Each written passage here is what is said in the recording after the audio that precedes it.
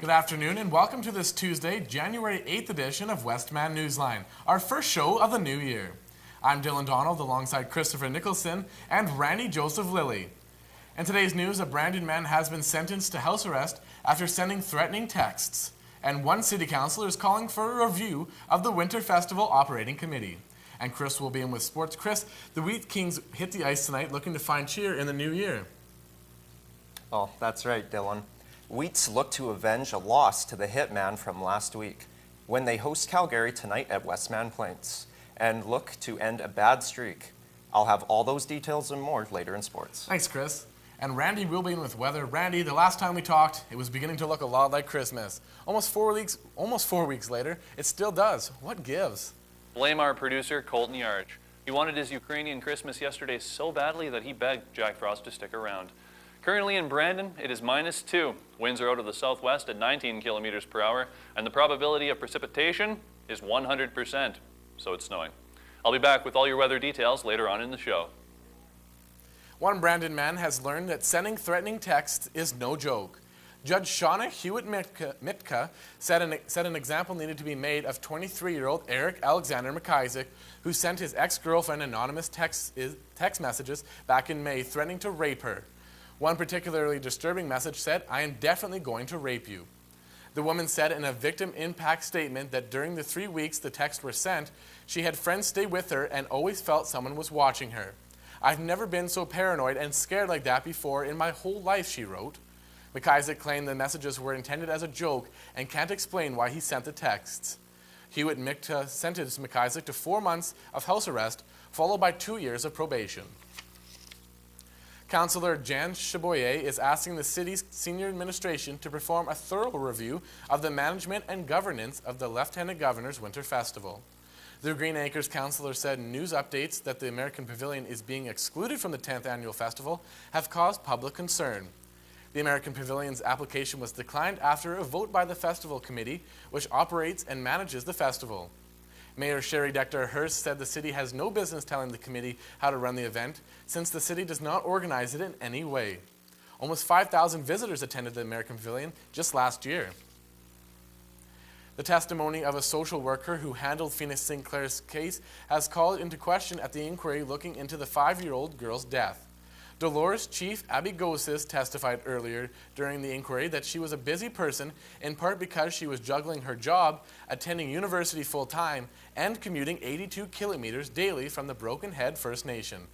But on Monday, her university transcript was entered as evidence. It showed that by the time she was handling Phoenix's case, she had actually voluntarily withdrawn from her university classes. Phoenix was murdered in 2005 by her mother and stepfather, who abused a child, beat her, and buried her near a dump. Her death went undetected for 9 months, during which time her mother continued to collect welfare benefits in her name. The Manitoba government and the Heart and Stroke Foundation are giving 1,000 emergency defibrillators to the community clubs and other nonprofit organizations. Under the province's Defibrillator Public Access Act, all sports complexes and other public places must be equipped with automated external defibrillators by January 2014. So to help get more nonprofit community groups on board, the province and the foundation are handing out 1,000 of the devices free of charge. The province is subsidizing the cost of the 1,000 AEDs, while the foundation is distributing the devices to the eligible groups. And with that, let's hope no defibrillation is necessary as we take a look at where today's money markets are currently sitting.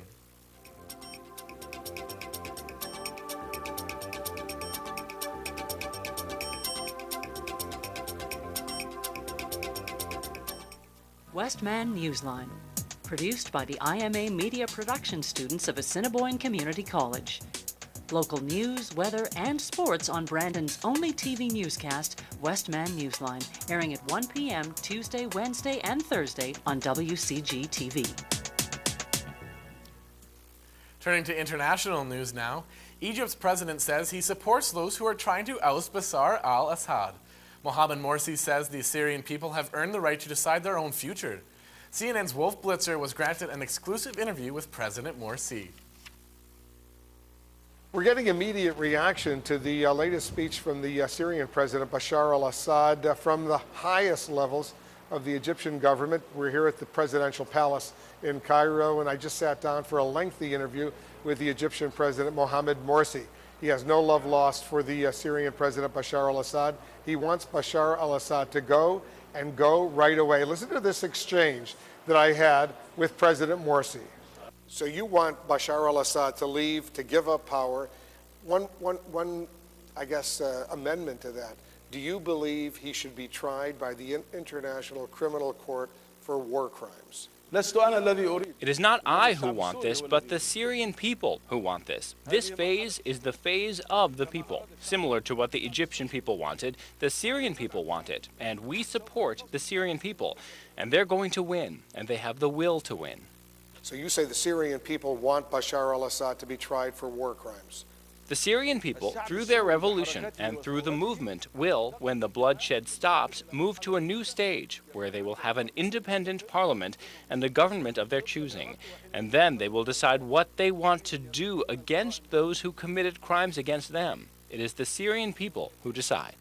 It's clear that President Morsi feels that time is running out for the Syrian leader, that the Syrian leader can either do it the easy way or the hard way, but he wants him gone. He wants him gone right away.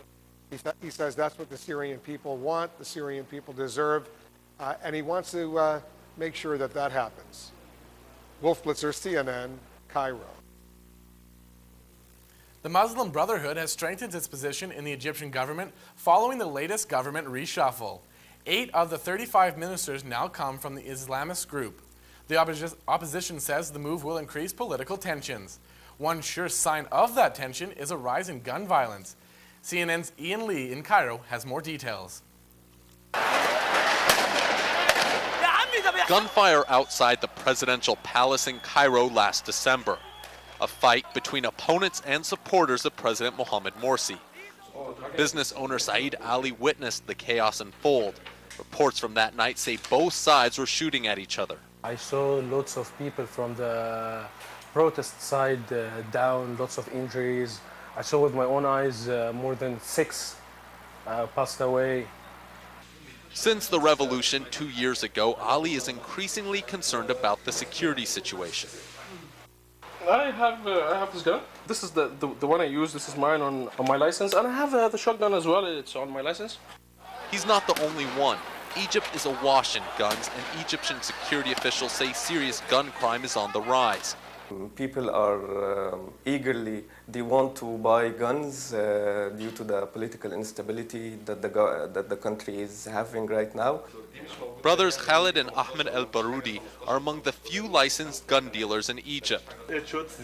They deal in pistols and shotguns, and they're not cheap. These firearms range from $5,000 to $30,000. A single bullet is about $5. It's hard to own a gun legally in Egypt. You need a clean criminal record, extensive background checks, and a valid reason. And even then, you might be denied a permit. Out of 10,000 applicants last month, roughly 1,000 were approved.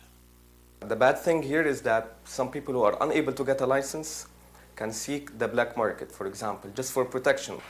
Criminals are also taking advantage of cheaper illegal guns. In addition, Egypt's revolution created a security vacuum, with some policemen still reluctant to go back to work. The conflict in Libya flooded Egypt with weapons ranging from Kalashnikovs to RPGs. Homemade guns are also on the rise. For those who want to obey the law and can't get a license, there are alternatives. This is the most popular gun in Egypt, and while it looks real and sounds real, it's not. It's a sound gun. And because you don't need a permit to own one of these things, they're flying off the shelves. For those who can own a gun, like Ali, he hopes the day never comes when he has to draw it. If you're gonna shoot with this gun, you know, a bullet in somebody, and that's it. He's dead. I'd rather use this at the first. If I'm in need for this, I'm gonna use this. Egyptian officials continue to work to secure the country and curb illegal firearms. But some Egyptians believe the only real security is the one on your hip. Ian Lee, CNN, Cairo. That's it for news, but stay tuned. Randy's up next with Newsline Weather.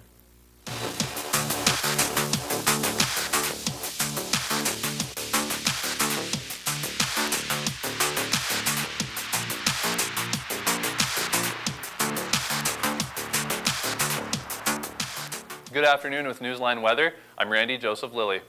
Well, it's been a while since we've done a show, but sadly the weather is almost as cold as it was back in December. I figured the Mayans' prediction would warm the earth a little, but no dice. Currently in Brandon, it is -2 and with light snow. Wind is out of the southwest at 19 kilometers per hour. The sky will be cloudy most of the evening with the occasional clear break, and we should drop to -4 with winds coming out of the west at 35 kilometers per hour. You don't need to stay awake to see anything interesting in the sky tonight unless you've never seen a few clouds before. Although if you haven't, you'll be in for a surprise overnight. -10 and winds will be out of the west at 30 kilometers per hour. Moving to the radar image now, you'll see a lot of precipitation in southwest Manitoba. We received the snow this morning, and it should clear soon. Portage La Prairie and Winnipeg, beware. It's coming your way. Switching to our satellite image now, you can look at that cloud cover. Early this week, we'll be seeing heavy cloud and then nothing for the rest of the week. Moving to our 5-day forecast, I'll disappear for a few moments and let you look at our shiny weather board. What you will not see is the effect of the wind chill later in the week. Friday, it will feel like -26, Saturday, -28, and Sunday, -26.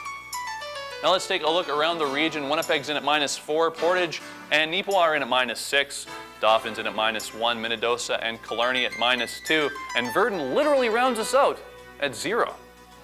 Seasonal norms for this time of year are a high of -13 and a low of -23. The record high was set 11 years ago in 2002 when we were 4.8 degrees above zero.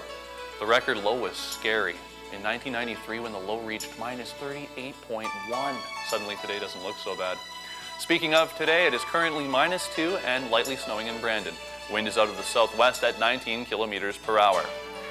That's it for weather, but stick around. Chris is up next with Newsline Sports.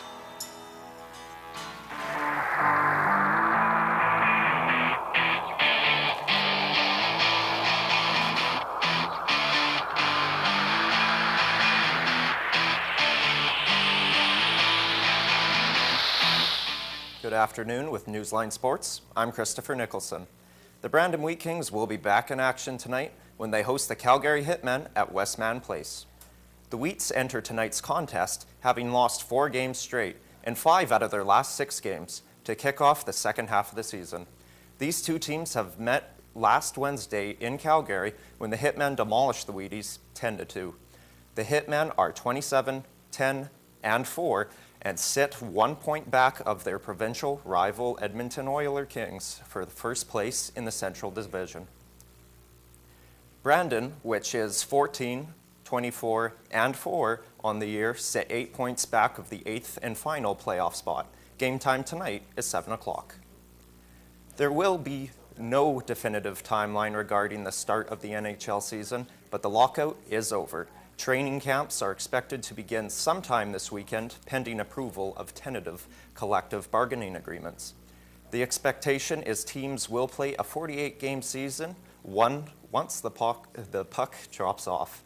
There will be hockey this month, but the start date has yet to be finalized, although there's speculation the season could start on the 19th of January. Crews are already rushing to put the ice back in the MTS Center as the Winnipeg Jets scramble to get ready for the abbreviated 2013 NHL season. The rink work began just hours after the league and the Players Association announced a tentative deal to get the game back on the ice. Jets spokesman Scott Brown says the club is contacting season ticket holders in the next few days to reassure them that more information will be released as soon as the league's new schedule comes out. There is no word yet if the Jets will offer discounts or incentives to their fans for the 4-month lockout. And Dylan, that's all for sports. Thanks, Chris. And that's all the time we have for you today, but stay tuned tomorrow for Brandon's only TV newscast, Westman Newsline.